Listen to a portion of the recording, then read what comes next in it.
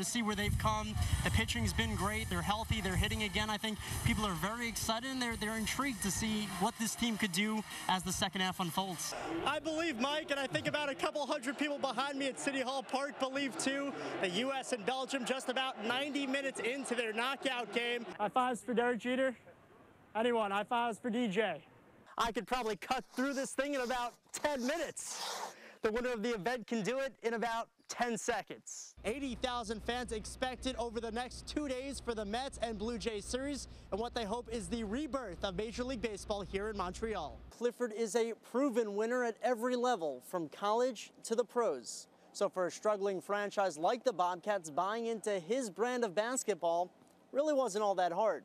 On this beautiful day at South Burlington High School, the event feels a whole lot more like a reunion than it does a competition. He's won everywhere from Charlotte to Sonoma.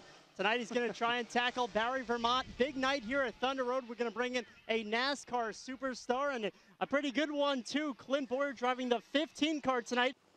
As you can see, these compound bows, not easy to move. A native of Southern California, Miller said he really didn't get to understand this original six showdown until he moved to New England. About 6 years and 6 games against the Habs later, the defenseman can now attest that this rivalry is as hard-hitting as ever. Dylan Scott caught up with one of them in tonight's Spotlight on Sports.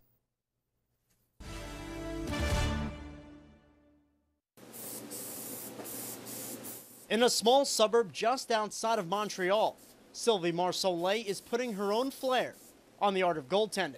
It's the most beautiful work you can do for me, because that's why it's my two passions.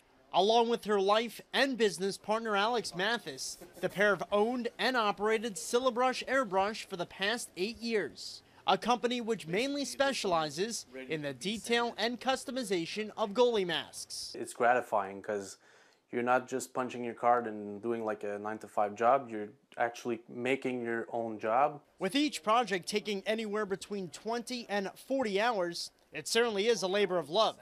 One which fittingly enough started, of all places, on the ice. We actually met playing hockey, which I never thought, but I came in for replacement and she was already playing as a goalie, and that's how we met. Like any small business, the company's growth took time. But as Marsolais' designs began to gain attention, big names came calling from every crease, including the Canadian Junior Leagues, Hockey East, and the AHL. First, it was not for a living, but just for fun. So the company grew up, and now I can do this for a living. This year, their biggest dreams were finally realized when NHL goalies Carolina Hurricanes' Anton Khudobin and Pittsburgh Penguins' Jeff Zakov took their game to the highest level. It was pretty cool to see his mask on TV, so it's an unbelievable feeling. Sylvie is known for many things, but what sets her apart is her realism. For example, this goaltender wanted a picture of his daughter on the back of the helmet, and as you can see, it's a spot-on match. When I start, I can do it for 12 hours, or I'm just in my bubble. For two diehard Canadiens fans, their next goal is to deliver one to the Bell Center. But that doesn't mean they'd be opposed to outfitting one of the Habs' biggest rivals, if given the opportunity. Everybody who wants a mask, I will do it.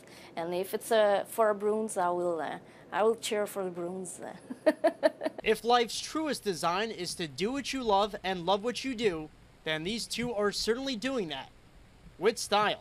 In Saint-Marc, Sous-le-Lac, Quebec, Dylan Scott, Channel 3, Spotlight on Sports. The spring championship season is officially here in Vermont.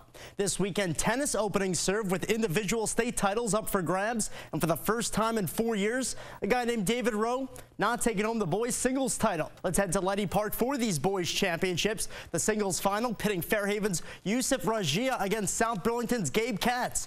Rajia, a junior entering the tournament as the 6th seed. He's not looking like a 6th seed with the first set up 6-1. But Katz, a freshman, doesn't go quietly in the second set. The number 8 seed with a forehand winner down the baseline, perfectly placed. Then he reverses direction on Regia for yet another winner. He gets within 2 games, but doesn't have enough to keep up with the Fairhaven Slater. Regia ends the match with 2 straight aces and a forehand winner off of the return. And there it is, Yusuf Regia, your individual singles state champion, 6-1 and 6-3. Being a state champ, it's always a good accomplishment. I mean, there was plenty of guys who really could have won it. But, I mean, I guess I just took advantage of what opportunities that I got. And, I mean, I just happened to do as well as I wanted to do. There's honesty for you. While the boys were playing outside, the girls settling their business inside at the First Fitness Center in Barrie. A premier 1 versus 2 individual singles championship. Defending champion Ayama Yazawa of St. Johnsbury taking on Kathy Joseph of CVU. First set, Joseph setting the tone. Solid backhand shot. Put Yazawa on the run. She opens the match with the 6-1 win. Second set, the Hilltopper picking up her play. Yazawa with the nice shot into the corner. She's going to finish with the strong overhand smash for the point. But Joseph on another level today. The Red Hawk only losing 2 games in the entire tournament thanks to beautiful shots like this. Kathy Joseph wins the girls singles state championship in straight sets, 6-1, 6-2 over Yama Yazawa. Last but not least, we're back in Chester for the D3 championships. What a day for People's Hannah Merriam. She sets a D3 record in the 200 at 25.63 seconds. She also sets a state record here in the 458.71 seconds. She was flying, but the day belonged to the Woodstock girls. Anna Diefenbach gets the Wasps going with a win in the high jump, clearing this thing of 4 feet and 10 inches. Nice jump. On the track, another dominating performance in the middle distances by Carmen Banga. Who else? She wins the 1500 here in 4 minutes 58.05 seconds, then goes on to win the 800 in 2 minutes 22.25 seconds. And then there's teammate Elizabeth Bissett.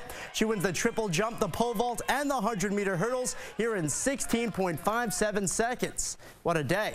Now on the boys' side, a few surprises. Edithsburg's Zach Dixon wins the discus with a top throw of 128 feet 2 inches, but it's another state title for Bellows Falls. In the 1500, the Moore brothers leading the way. Jamie wins in 4 minutes 13.77 seconds. His brother Willie just a second and a half behind the pace. And how about Terrier's teammate David Dunbar, an upset win in the long jump, 20 feet 5 3/4 inches. He also wins the 110 hurdles and anchors the 4x100 relay team in their win as well. It's a second straight title for Bellows Falls, 5 straight for the Woodstock girls, which has never happened before in Division 3.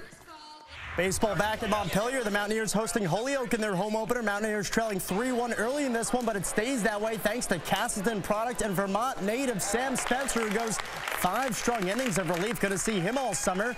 Now Vermont going to tie it in the 5th. Adam Picard, the RBI single to right center. That's followed by a pass ball. And we're all tied up at 3. The Blue Sox get a run in the top of the 9th on a throwing error. Mountaineers with a chance to tie it. Runner on second, but Blake Taberry goes down looking. Vermont dropping their home opener to Holyoke 4-3. The final, much more on that tomorrow. Red Sox and Yankees also going down tonight.